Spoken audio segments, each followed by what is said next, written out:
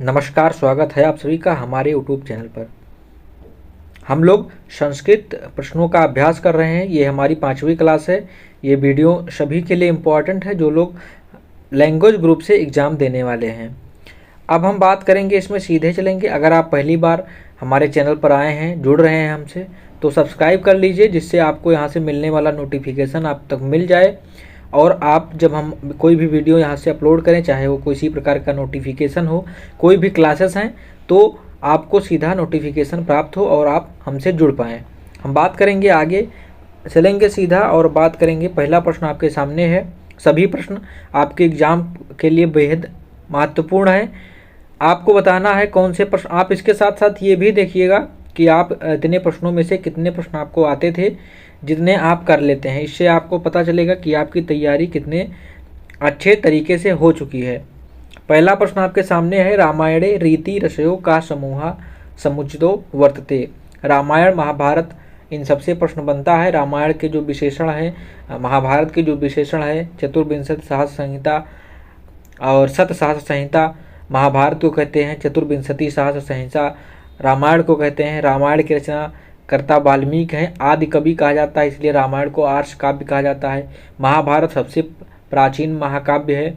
तो इतनी सारी बातें आपको पता होनी चाहिए। यहाँ पर बात कर रहा है, विकल्प दिया हुआ है वैदर्भी शांत। तो वैदर्भी जो है रीति होती है। रीति 3 प्रकार से मानी गई है। मुख्यतः काव्यशास्त्र वालों ने 4 प्रकार की भी माने हैं। वैदर्भी रीति होती है, पांचाली, गौड़ी और लाटी। तो अगर बात करें, यहाँ पर मैं बता दूं तो 3 प्रकार की वैसे रीति होती है, पर अगर बात करें तो 4 प्रकार की भी बहुत सारे विद्वानों ने मानी है। वैदर्भी, पांचाली और गौड़ी ये मुख्य हैं, और उसके बाद में एक लाटी भी मानी गई है। तो 3 ही मुख्य हैं, इसलिए आप 3 अगर विकल्प में रहेगा तो 3 चिन्ह मार्क करिएगा। यहाँ बताना है कौन सा रस है। तो देखिए, रस हम जानते हैं 9 रस होते हैं, परंतु नाटक में 8 ही रस माने गए हैं। शांत रस को नाटक में निषेध किया गया है, सिर्फ 9 रस माना गया है। तो नाटक की बात अगर कहीं आए तो 8 रस वहाँ पर माने जाएंगे। यहाँ पर बात कीजिए रामायण की और रीति रस, तो आपको सीधा मैं बता दे रहा हूँ, यहाँ पर वैदर्भी और करुण हो जाएगा। वैदर्भी रीति सबसे सरल रीति मानी गई है, जिसमें अस्पष्ट होता है, और जो पांचाली रीति होती है वो ज़्यादातर गद्य काव्य में यूज किया जाता है, प्रयोग किया जाता है पांचाली रीति की। और इसके साथ साथ मैं आपको बता दूं कि जो रामायण है वो करुण रस प्रधान है। इसमें कहा गया है, रामायणो ही करुणो रसा स्वयं मेव आदि कविना सूत्रिता। मतलब स्वयं आदि कवि जो हमारे आदि कवि वाल्मीकि थे, वो तमसा नदी पर जाते हैं स्नान करने के लिए। वहाँ पर एक बहेलिया आता है जो कि क्रोंच पक्षी के जोड़े को, जो कि विहार कर रहे होते हैं, इसमें से एक को मार देता है। तभी इनका दुख के कारण, विह्वलता के कारण एक श्लोक निकलता है, माँ निषाद प्रतिष्ठाम तुम गमा शाश्वती समा यत क्रोंच मिथुना देकमा उधीह काम मोहितम। तो वहाँ पर ये जो श्लोक है, इसी के आधार पर कहा गया है कि जो रामायण है वो करुण रस प्रधान ग्रंथ है। वैसे रामायण में सभी प्रकार की रसों की प्रधानता है, परंतु मुख्य करुण रस है। तो इसका विकल्प दूसरा सही हो जाएगा। तो हम आगे बढ़ते हैं। आशा करता हूँ आपको ये वीडियो पसंद आएगी। अगर आपको वीडियो पसंद आती है तो आप लाइक कीजिए और सब्सक्राइब कीजिए। कमेंट बॉक्स में हमें बताइए कि हम आपके लिए और क्या कर सकते हैं, क्या बेहतर प्रोवाइड करें, और आपको हमारे जो प्रयास किए जा रहे हैं हमारे तरफ से वो कैसे लग रहे हैं। हम सीधा चलेंगे अगले प्रश्न पर। अगला प्रश्न कह रहा है, द्वयमुनम उदाहरणम अस्ति। द्वयमुनम में कौन सा उदाहरण है? ये देखिए, आपने पढ़ रखा होगा, संख्यावाची शब्द में द्विगु समास होता है। अर्थात जो अगर संख्यावाची कोई शब्द आ गया संख्या से लिखा हुआ, तो आप आंख मूंद कर वहाँ पर लगाते क्या है? द्विगु समास। परंतु आपको थोड़ा सा ध्यान यहाँ पर ये रखना है कि अगर ये संख्या किसी नदीवाची शब्द से आ गया, तो संख्या भी है और नदीवाची शब्द है, तो वहाँ पर द्विगु समास ना होकर के अव्ययी भाव समास हो जाएगा। ये बात आप ध्यान रखिएगा। जैसे कि दो यमुनम है, मतलब 2 यमुना, यमुना के साथ 2 लगा हुआ है, ये अव्ययी भाव समास हो गया। एक सूत्र है जिसका नाम है नदीभिश्चा। एक सूत्र कौन सा है? नदीभिश्चा, मतलब कि नदी भी में भी अव्ययी समास होता है। इसका सूत्र का अभिप्राय यह हुआ। तो जैसे नदी भी चद्दो यमुनम हो गया, इसके अलावा पंचगंगम हो सकता है, पंचगंगम। तो ये सारे जो शब्द हैं इसमें अव्ययी भाव समास हो गया। अगर केवल संख्या है तो आप क्या लगाएंगे, द्विगु समास। और अगर संख्या के साथ कोई नदी वाची शब्द आया है तो वहाँ पर अव्ययी भाव समास हो जाएगा नदी भी चा सूत्र से। तो जो अपवाद होते हैं उनसे प्रश्न बनते हैं, इसलिए मैंने आपको यहाँ से बता दिया है। अब हम आगे बढ़ें और अगला प्रश्न आपके सामने आता है। अभिज्ञान शाकुंतलश उपजीव्यम अस्ति। अभिज्ञान शाकुंतलम उपजीव्यम मतलब किस ग्रंथ से लिखा गया है। जैसे कि आपको मैं एक उपजीव्य का साधारण शब्दों में बताएं तो किस ग्रंथ से ये लिया गया है, जो कि पहले से कहीं ग्रंथ में लिखित है। जैसे कि हमारे अगर बात करें या भी थोड़े से हास्यप्रद तरीके से, तो जो बॉलीवुड वाले हैं वो साउथ इंडियंस की सारी फिल्मों के रीमेक बना रहे हैं। तो उसी प्रकार से जो पहले हैं ग्रंथ लिखे गए हैं उनसे उस उपाख्यान को लेकर के किसी कवि ने जो लिख दिया उसी को उपजीव्य कहा गया है। तो यहाँ पर बताना क्या है, अभिज्ञान शाकुंतलस माने अभिज्ञान शाकुंतल किसका उपजीव्य है, इसका वर्णन अभिज्ञान शाकुंतलम से पहले कहाँ मिलता है। तो इसके लिए मैं बता दूं कि अभिज्ञान शाकुंतलम की विशेषता क्या है। अभिज्ञान शाकुंतलम नाटक में सर्वश्रेष्ठ माना गया है, सर्वश्रेष्ठ है। आपको बता दें कि सर्वश्रेष्ठ किस प्रकार से है, सर्वश्रेष्ठ माना गया है। नाटक क्या है, अभिज्ञान शाकुंतलम। इसकी रचना किसने की है तो आपको पता होगा, कालिदास इसके रचनाकार हैं।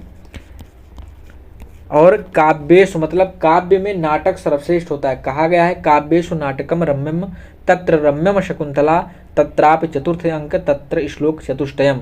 तो अभिज्ञान शाकुंतलम नाटक जो है काव्यों में सर्वश्रेष्ठ माना गया है। इसके रचनाकार कालिदास हैं। कालिदास की प्रथम रचना क्या है अगर पूछे कभी तो जानिएगा, ऋतु संहारम इनकी पहली रचना है। और अभिज्ञान शाकुंतलम जो है सबसे अंतिम रचना है। तो जो भी लेखक होता है उनकी जो प्रथम रचना होती है वो उतनी परिष्कृत नहीं होती, क्योंकि उस समय वो सीख रहे होते हैं। और जो किसी भी लेखक की अंतिम रचना होती है वो सर्वश्रेष्ठ होती है। तो कालिदास संस्कृत साहित्य के सर्वश्रेष्ठ कवि हैं और उनकी अंतिम रचना जो कि अभिज्ञान शाकुंतलम है वो सर्वश्रेष्ठ रचना साबित हुई, सिद्ध हुई। और यह अभिज्ञान शाकुंतलम नाटक में सर्वश्रेष्ठ है। और ये जो अभिज्ञान शाकुंतलम है ये कहाँ वर्णित है तो महाभारत के आदि पर्व में वर्णित है, शाकुंतलव उपाख्यानम में। तो महाभारत का आदि पर्व आए या महाभारत का शकुंतला उपाख्यान आए तो वहाँ पर ये विकल्प आप लगा लीजिएगा। अब हम आगे बढ़ेंगे। अगला प्रश्न आपके सामने आता है, शा, सा और सा ध्वनियाँ किस वर्ण से आती हैं। यहाँ पर ये देखिए तालव्य सा, मूर्धन्य सा और दंती सा दिया गया है। पता होगा आपको भी ईसत स्पृष्ट इनको ईसत स्पृष्ट कहते हैं। कुछ ध्वनियों के बारे में मैं आपको बता दूं तो अगर अंतस्थ वर्ण के बारे में बात आता है तो अंतस्थ के लिए आपको बताना है कौन सा सही हो जाएगा। या, रा, ला और वा जो वर्ण होते हैं ये अंतस्थ कहे जाते हैं।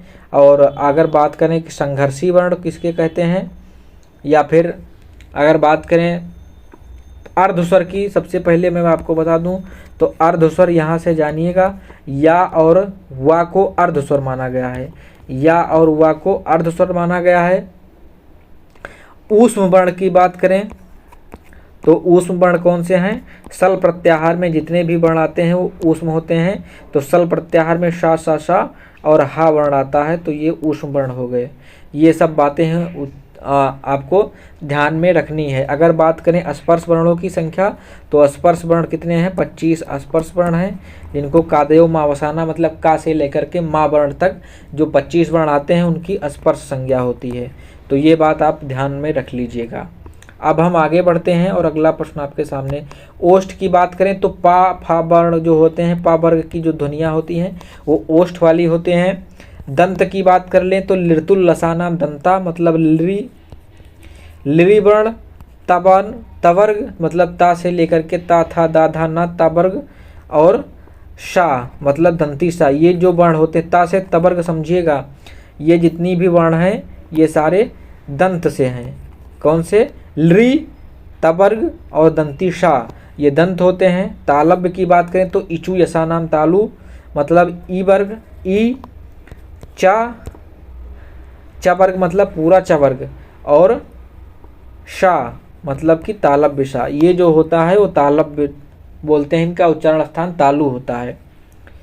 अब हम आगे बढ़ते हैं, अगला प्रश्न आपके सामने आता है। यहाँ पर मिलान करना है। देखिए समास और समासिक शब्द दिए गए हैं।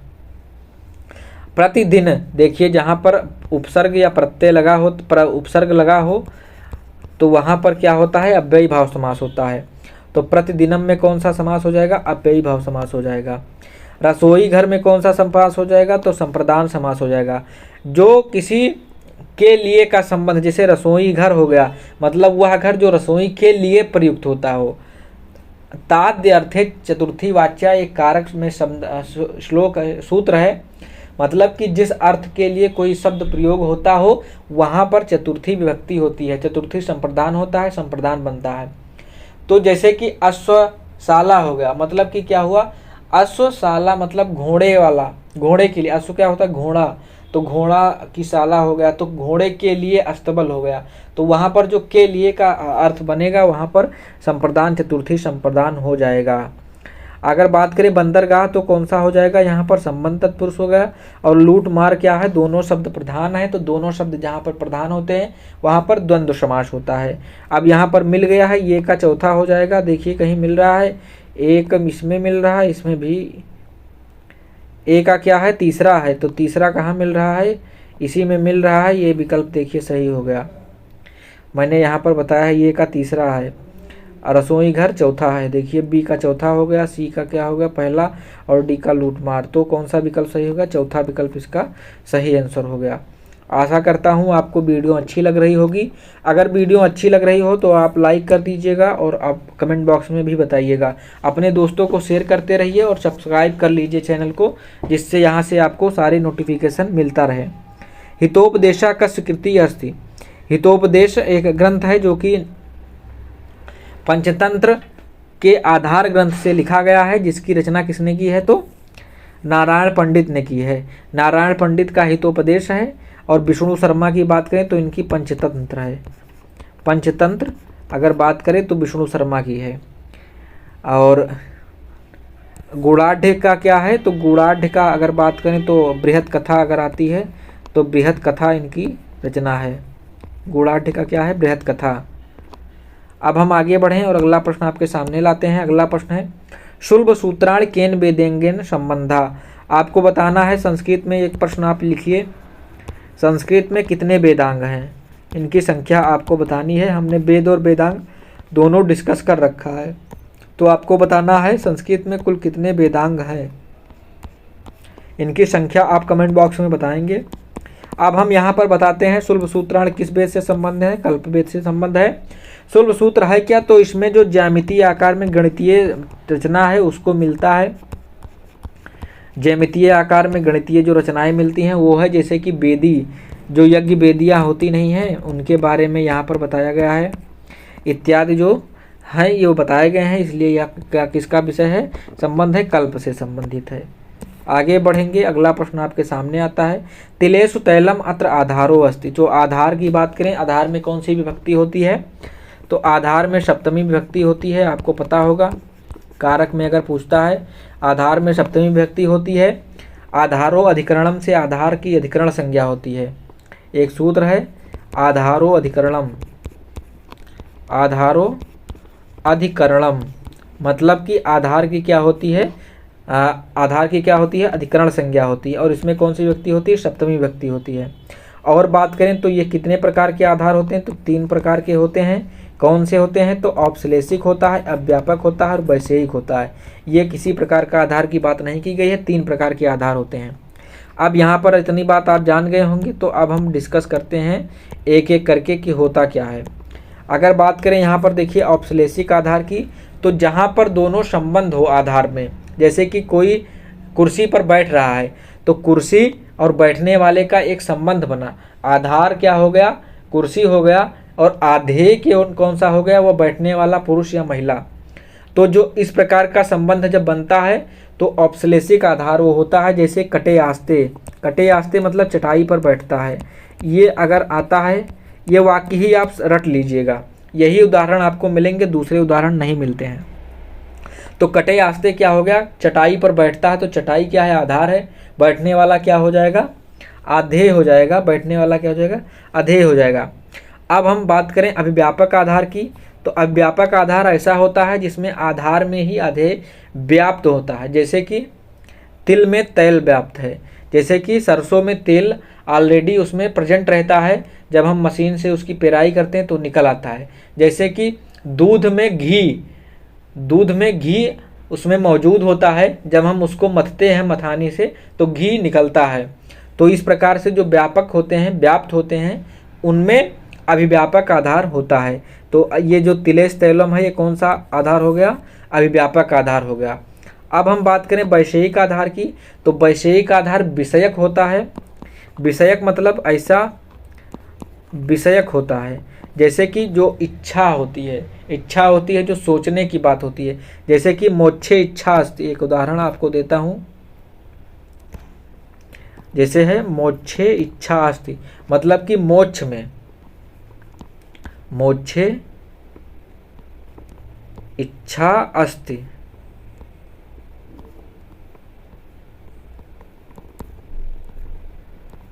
मोक्षे इच्छा अस्ति। यहाँ पर मोक्षे इच्छा से मतलब मोक्ष में इच्छित है, मोक्ष के लिए, कल्याण के, मुक्ति की इच्छा रखता है। तो जो विषय का आधार होता है वो विषयक होता है। तो 3 प्रकार के आधार होते हैं, हमने आपको यहाँ पर बता दिया है। वीडियो लंबी हो रही है, परंतु एक एक प्रश्न का इतना आपको डिटेल कोई कहीं बताया नहीं होगा, आपने कई जगह जरूर देखे होंगे। तो इस प्रकार से आपको कहीं नहीं मिलने वाला है। तो इसलिए समय यदि ज़्यादा बन रहा है तो उसके लिए आपको जानकारी भी मिल रही है, इसलिए सभी प्रश्न अनिवार्य हैं, आप पूरा वीडियो देखिएगा जरूर। श्वेताश्वतरो उपनिषद केन वेदेन संबंधितम अस्ति। श्वेताश्वतर उपनिषद किस वेद से संबंधित है। पिछली बार मुंडकोपनिषद पूछा था, इस बार देखिए कौन सा उपनिषद पूछता है, इसलिए आपको उपनिषद, ब्राह्मण ये सब पढ़ लेने हैं। हमने वेद की पूरी प्लेलिस्ट बनाकर डाल दिया है, वहाँ पर आप पढ़ सकते हैं थ्योरी क्लासेस में। यहाँ पर बताना है कौन सा विकल्प सही हो जाएगा। तो श्वेताश्वतर उपनिषद यजुर्वेद से संबंधित है, कृष्ण यजुर्वेद का ये ग्रंथ है। कृष्ण यजुर्वेद की अगर और बात करें तो कठ, कपिष्ठल इत्यादि जो शाखाएं हैं वो कृष्ण यजुर्वेद की शाखा है। और कठोपनिषद कौन सी, कठोपनिषद इसी का कृष्ण यजुर्वेद का ग्रंथ है और उपनिषद है। पिछली बार कठोपनिषद से प्रश्न आया था, जो मंगलाचरण है उसको पूछ लिया था। अगर शुक्ल यजुर्वेद की बात करें तो शुक्ल यजुर्वेद का ईशावास्योपनिषद, एक ईशावास्योपनिषद इसका क्या है, उपनिषद है। ईशावास्योपनिषद इसका उपनिषद है शुक्ल यजुर्वेद का, जो 40वां अध्याय है।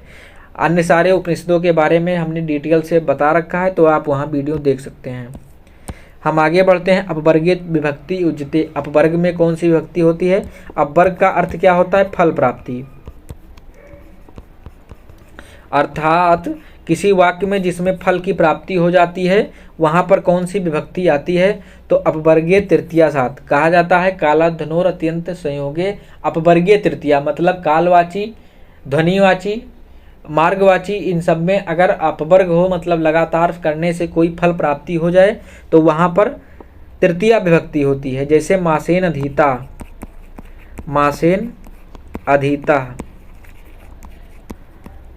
मासेन अधीता। मासेन मतलब होता है मास, मास मतलब क्या होता है, महीना, अधीता मतलब पढ़ डाला, तो महीने भर में पढ़ डाला। अब महीना क्या है, मास क्या है, कालवाची है। कालाधनोर अत्यंत संयोगे अपवर्गीय तृतीया। तो कालवाची, मार्गवाची, जैसे क्रोसेन अधीता, एक क्रोश जमीन चलते हुए किस चीज़ों को पढ़ डालना, पढ़ना। कुछ लोग चलते चलते पढ़ते रहते हैं, तो उसके लिए क्या कहेगा, क्रोसेन अधीता, एक कोश चलने पर पढ़ डाला, तो ये क्या हो गया, मार्गवाची हो गया। मासेन क्या हो गया, कालवाची, समयवाची है, मासेन अधीता। तो इस प्रकार से अगर प्रश्न आता है तो आप वहाँ पर कर लीजिएगा। आगे बढ़ते हैं। अगला प्रश्न, अपादानादि विशेष विवक्षितम कारकम अस्ति। अपादान आदि की विशेष अविवक्षा में कारक होता है, तो अपादान आदि की जो हम अविवक्षा क्या होता है, हमने जब कारक पढ़ाया है, ये हमने डिस्कस कर रखा है। हमने कारक पढ़ाया था तो कारक के बारे में बताया कि कारक कुछ नहीं है, हमारी बोलने की विवक्षा क्या होता है, बोलने की इच्छा। हमारे बोलने की इच्छा के आधार पर कारक निर्धारित होता है। जैसे कि उसमें मैंने बहुत ही अच्छे तरीके से समझाया है। उसमें बताया था कि जैसे कहते हैं राम खाना पकाता है, तो राम क्या हो गया, कर्ता हो गया। राम को कर्ता ना बना करके हम चाहें तो कह दें कुकर खाना पकाता है, तो कुकर क्या हो गया, यहाँ पर कर्ता हो गया। इसी प्रकार से बहुत ही अच्छे तरीके से हमने वहाँ बताया था कि हमारे बोलने की इच्छा पर कारक निर्भर करता है। तो वहाँ पर ये प्रश्न क्या कह रहा है कि अपादान आदि हम यदि अविवक्षा हो, मतलब कि हम अपादान आदि संज्ञा जो बन रही है उसको हम ना बोलना चाहें तो उस अवस्था में कौन सा कारक होगा। तो हमने बताया था कि जो 16 धातुएं हैं वो द्विकर्मक धातुएं हैं, उनकी अपादान अभिविच्छा में क्या होता है, कर्म संज्ञा होता है। वह धातुएं कौन सी थी, दुह याच पच दंड रुद्धि प्रच ची ब्रू सास जी मथ मूस नी ह्री वह कृष। ये 16 धातुएं हैं। जैसे कि गाम दोग्धी पया है, दूह धातु से दोग्धी बना, गाम दोग्धी पया है। दुह याच बलिम याचते वसुधाम, दुह याच पच पचति हो गया कोई चीज़। तो ये सारे जो संबंध आएंगे वहाँ पर कर्म संज्ञा हो जाएगा, ये बात आप ध्यान में रखिएगा। आगे बढ़ते हैं और अगला प्रश्न लेते हैं। ऋग्वेदस्य ब्राह्मणम अस्ति, ऋग्वेद में कौन सा ब्राह्मण है, ऋग्वेद का कौन सा ब्राह्मण है तो बताना है। तो यहाँ पर कौन सा ब्राह्मण हो जाएगा, ऐतरेय ब्राह्मण हो जाएगा। ये सब हमने पढ़ा रखा है, इसलिए हम यहाँ पर कोई भी चर्चा इसकी नहीं कर रहे हैं। आप प्लेलिस्ट देख सकते हैं जिन्होंने इसको नहीं देखा है। महाभारते श्रीमद्भगवद गीताया वर्णनम कस्मिन् पर्वाणि वर्तते। श्रीमद् भागवत गीता महाभारत के किस पर्व में वर्णित है। श्रीमद् भगवत गीता 700 श्लोक भगवान श्री कृष्ण और अर्जुन संवाद है, जिसमें कुछ श्लोक संजय ने कहे हैं, कुछ धृतराष्ट्र ने, और अर्जुन और श्री कृष्ण के सबसे ज़्यादा श्लोक हैं। ये किस वेद से संबंध किस पर्व से संबंधित है। तो जो महाभारत है इसमें कितने पर्व हैं, तो 18 पर्व हैं। आपको बता दें हम, महाभारत कितने पर्वों में विभाजित है, 18 पर्व है। गीता में कितने पर्व हैं, तो ये भी 18 पर्व है। और भागवत पुराण में कितने पुराण में पर्व हैं, तो भागवत पुराण भी 18 सर्ग में निबद्धित है। भागवत पुराण, यहाँ पर मैं आप समझ जाइएगा, ये भागवत पुराण लिख रहा था, तो ये भी 18 सर्गों में है और बाकी सब पर्वों में है। तो ये आप जाने रखिएगा। अब हम यहाँ बात करें कौन से पर्व में है, तो भीष्म पर्व में है। भीष्म पर्व में इसको बताया गया है। अब हम आगे बढ़ें और अगला प्रश्न आपके सामने लाते हैं। अगला प्रश्न कह रहा है, यावत जीवेत सुखम जीवेत ऋणम कृत्वा घृतम पिबेत भस्मीभूतस्य देहस्य पुनरागमनम कुतः। मतलब इसका क्या हुआ कि यावत जीवेत सुखम जीवेत, जब तक जिंदा रहो सुख से जीवित रहो। जीवेत ऋणम कृत्वा, ऋण लेकर के, घृतम पिबेत मतलब घी पियो। घी पियो का आशय क्या हुआ कि खूब मौज मस्ती करो। भस्मीभूतस्य देहस्य, देहस मतलब इस शरीर का, जो भस्मीभूतस्य मतलब यहीं पर जल जाएगा, इसका ये देह यहीं रह जानी है। पुनरागमना कृता, पुनः इसका आगमन कहाँ होने वाला है, मतलब कि इसमें पुनर्जन्म की बात नहीं की जाती है। यह कस्य दर्शन का सिद्धांत, ये किस दर्शन का सिद्धांत है। दर्शन से प्रश्न आते हैं, खास करके आस्तिक दर्शन नास्तिक दर्शन में पूछता है। यहाँ पर देखिए 3 नास्तिक दर्शन होते हैं और 6 हमारे क्या हैं, आस्तिक दर्शन हैं। ये सब हमने पहले ही बहुत अच्छे तरीके से बता रखा है। 3 नास्तिक दर्शन कौन से हैं, जैन दर्शन, चार्वाक दर्शन और बौद्ध दर्शन। ये कौन सा है, नास्तिक दर्शन है। और भारतीय 6 दर्शन, जो सांख्य दर्शन है, न्याय है, ये सारे दर्शन, वेदांत हैं, ये सारे दर्शन क्या हैं, आस्तिक दर्शन है, 6 दर्शन। तो यहाँ पर ये जो चार्वाक दर्शन है इसका प्रणेता है, इसमें ये कहा गया है। चार्वाक दर्शन के प्रणेता हैं तो बृहस्पति हैं और इन्हीं को चार्वाक भी कहते हैं। इसको चार्वाक प्रणाली कहते हैं। लोकायत मत भी कह देते हैं, इसको क्या कह देते हैं, लोकायत मत। तो ये इतनी चीज़ें आपको ध्यान में रखनी है। अगर नास्तिक दर्शन की संख्या पूछे तो 3 लगाइएगा। कौन कौन, जैन दर्शन, चार्वाक दर्शन और बौद्ध दर्शन। और इसमें चार्वाक दर्शन की अगर बात करें तो बृहस्पति इसके हैं, चार्वाक और लोकायत मत भी इसको कहते हैं। आगे बढ़ें और अगला प्रश्न आपके सामने आता है। विश्वकोशा इति नामना किम पुराणम प्रसिद्धम। पुराण की हमने डिस्कस कर रखा है, वीडियो आपको प्लेलिस्ट में मिल जाएगा। विश्वकोश इस प्रकार से किस पुराण का नाम बताया गया है, तो ये कौन सा पुराण हो जाएगा, अग्नि पुराण हो जाएगा। अग्नि पुराण को विश्वकोश कहा गया है। कारण क्या है अग्नि पुराण को विश्वकोश कहने का, तो उस समय मतलब ऋग्वैदिक काल में या वैदिक काल में जितनी भी संस्कृति थी, जिसमें जितनी भी भाषाएं थी, जितनी भी बातें थी, उसको अग्नि पुराण में संबद्ध किया गया है, इसलिए इसको विश्वकोश माना गया है। ब्रह्म पुराण को आदि पुराण कहा जाता है भागवत पुराण को भागवते विद्युताम परीक्षा मतलब सबसे क्लिष्ट माना गया है, कठिन माना गया है, क्लिष्ट माना गया है। सबसे कठिन किसको माना गया है? भागवत पुराण को। ब्रह्म पुराण अगर बात करें तो ब्रह्म पुराण को क्या माना गया है? आदि पुराण माना गया है। पिछली बार पुराण का प्रश्न आया था, हमने उसको डिस्कस कर रखा था ऑलरेडी, प्लेलिस्ट में वीडियो देख सकते हैं। पिछली बार के 15 प्रश्न तक लगभग संस्कृत के आए थे, जिसमें से 8 प्रैक्टिस क्लास में हमारे से 10 प्रश्न आपके आए थे। हमने 8 प्रैक्टिस क्लास में लगभग 150 प्रश्न सम्मिलित किए थे। आप देखते हैं हमारे वीडियोज में लगभग 15, 16, 17 से 20 प्रश्नों के आसपास रहते हैं। तो आपको 150 प्रश्न हमने डिस्कस किए थे, जिसमें लगभग 10 प्रश्न डायरेक्ट आपके पिछली बार के BHU B.Ed में आए थे। तो आप हमारे यहाँ से पढ़ते रहिए, आपको ज़रूर लाभ प्रदान होगा।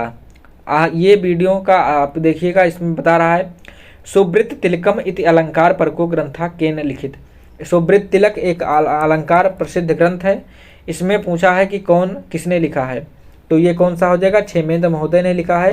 क्षेमेंद्र किसके संप्रदाय के कवि हैं? औचित्य संप्रदाय के आचार्य थे और मम्मट अलंकार संप्रदाय के आचार्य थे। इन्होंने काव्य प्रकाश इसकी रचना की है, काव्य प्रकाश की रचना की है। काव्य के कितने? 6 हेतु माने हैं। काव्य के कितने? 6 हेतु इन्होंने माने हैं मम्मट ने। तो इसका अलंकार क्या हो जाएगा? हर्ष जो थे, हर्ष श्री हर्षण ने, हर्ष ये कवि थे, ये अलंकार संप्रदाय के आचार्य नहीं थे। आगे बढ़ें, अगला प्रश्न आपके सामने लेते हैं। अस्ति कश्चित वाग विशेषा इति वचनम का उक्ति। इसके लिए मैं आपको थोड़ा सा बता दे रहा हूँ। कालिदास की पत्नी का नाम विद्योत्मा था और कालिदास ऐसा माना जाता है कि ये महामूर्ख थे। ऐसा किंवदंती है, मतलब कहा जाता है कि इनको ज्ञान नहीं था। कालिदास को विद्योत्मा ने उलाहना दिया तो ये काली जी की पूजा करने लगे और उसके बाद में इनको ज्ञान की प्राप्ति हुई। तो जब ये आते हैं तो कहते हैं भवती कपाटम देहि, मतलब कि हे भवती, हे देवी, कपाट मतलब दरवाजा को खोलिए। तो वहाँ पर इनकी जो पत्नी है वो विद्योत्मा, इन्होंने इस प्रकार की वाणी सुनी कि भवती कपाटम देहि, तो उन्होंने कहा अस्ति कश्चित वाग विशेषा। अस्ति कश्चित वाग विशेषा, ऐसा लगता है कि कोई विद्वान आया है, कोई विशेष विद्वान है। तो इस प्रकार की उक्ति विद्योत्मा ने कालिदास के प्रति कही है। विद्योत्मा कालिदास की पत्नी का नाम था। तो इस प्रकार से हमने आज के सारे प्रश्नों का डिस्कस कर लिया है। अगर आपको ये क्लास अच्छी लगी हो तो प्लीज़ लाइक करिएगा। आपके लाइक करने से हमको क्या होता है कि हमको अभिप्रेरणा मिलती है, हमको ये पता चलता है कि आपने हमारे वीडियोज़ को लास्ट तक देखा है, आपको समझ में आया है, तब आपने इसको लाइक किया होगा। तो इस प्रकार से आप लाइक कीजिएगा। कमेंट बॉक्स में बताइए वीडियो कैसी रही, आपको किस प्रकार से समझ में आ रहा है, नहीं आ रहा है। अगर कोई भी प्रॉब्लम, कोई भी समस्या आपको आती है समझने में, किसी भी प्रकार का सुझाव देना चाहते हैं तो आप कमेंट बॉक्स में बिल्कुल बताइए। हमारे टेलीग्राम ग्रुप से जुड़ जाइए। ये टेलीग्राम ग्रुप का लिंक आपको डिस्क्रिप्शन में मिल जाएगा। हम इस PDF को वहीं पर शेयर कर देंगे, आपको वहाँ से आपको इसको पढ़ लेना है। अब हम बात अगली क्लास में मिलेंगे। हिंदी की क्लास भी हो रही है, हिंदी की भी क्लासेस हम ले रहे हैं। बहुत ही महत्वपूर्ण प्रश्नों को ही चयनित करके हम आपको कम टाइम में बहुत ही अच्छी जानकारी प्रोवाइड कर रहे हैं, तो उसको भी देखिए ना, मत भूलिएगा। टीचिंग एप्टीट्यूड पढ़ा रखा है। टीचिंग एप्टीट्यूड जितनी क्लासेस हुई हैं उतने क्लासेस पर्याप्त हैं। हम आपको दिखाए भी थे प्रीवियस ईयर के कि हमारे एक ही वीडियो से 3-3, 4-4 प्रश्न टीचिंग एप्टीट्यूड के आए हैं। स्क्रीनशॉट लेकर के मैंने वीडियो का मेंशन भी किया था, आप देख सकते हैं, प्लेलिस्ट में आपको मिल जाएगी। तो मिलते हैं अगली वीडियो में, तब तक के लिए नमस्कार, जय हिंद।